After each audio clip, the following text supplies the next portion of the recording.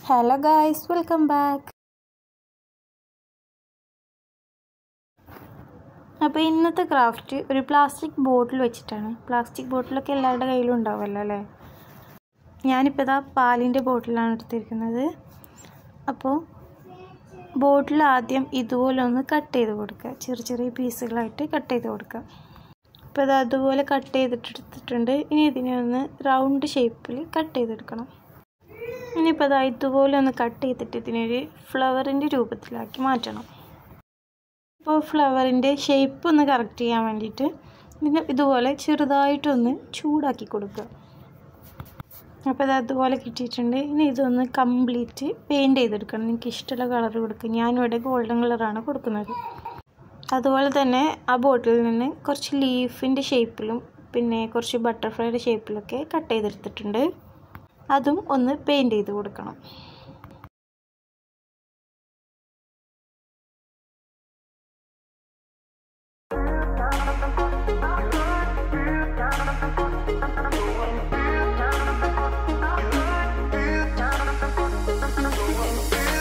അപ്പോൾ ഇതാ എല്ലാം ഒന്ന് പെയിൻറ്റ് ചെയ്ത് കൊടുത്തിട്ടുണ്ട്. ഇനിയിപ്പോൾ ഇതാ ഇതുപോലെ ഒരു കാർഡ്ബോർഡ് പീസ് ഹാർട്ട് ഷേപ്പിലൊന്ന് കട്ട് ചെയ്ത് കൊടുത്തിട്ട് അതിനെ ഒരു ബ്ലാക്ക് ആർട്ട് പേപ്പർ വെച്ചിട്ടൊന്ന് കവർ ചെയ്ത് കൊടുക്കണം.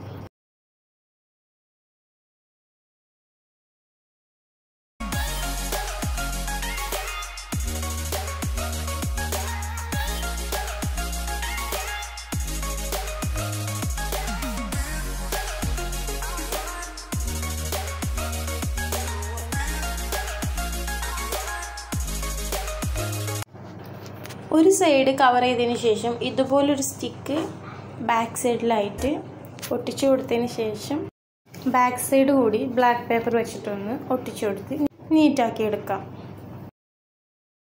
ഇതുപോലെ കിട്ടിയിട്ടുണ്ട്. അപ്പോൾ ഇനി നമ്മൾ ഉണ്ടാക്കി വെച്ചിട്ടുള്ള ആ ഫ്ലവറും ലീഫും ബട്ടർഫ്ലൈയും എല്ലാം ഇതിൻ്റെ മേലൊന്ന് ഒട്ടിച്ചു കൊടുത്ത് അടിപൊളിയാക്കാം.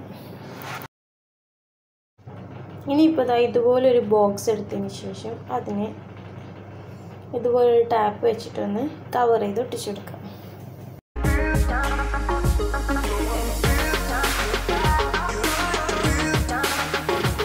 അപ്പോൾ കംപ്ലീറ്റ് ഒട്ടിച്ചു കൊടുത്തിട്ടുണ്ട്. ഇനി അതിൻ്റെ സെൻറ്ററിലായിട്ട് നമ്മൾ ആ സ്റ്റിക്കിൻ്റെ ഒരു സൈസിനനുസരിച്ചൊരു ഹോള് കൂടി ചെയ്ത് കൊടുക്കണം.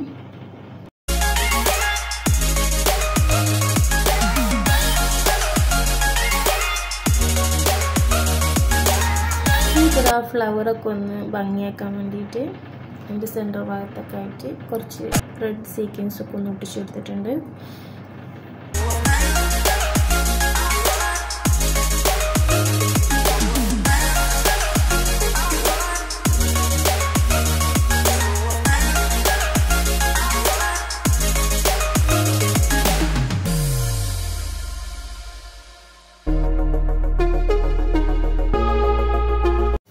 എല്ലാം ഒട്ടിച്ചു കൊടുത്തതിന് ശേഷം അത് ആ ബോക്സിലേക്കൊന്ന് ഇറക്കി വെച്ചിട്ട് നന്നായിട്ടൊന്ന് സെറ്റ് ചെയ്തെടുക്കണം.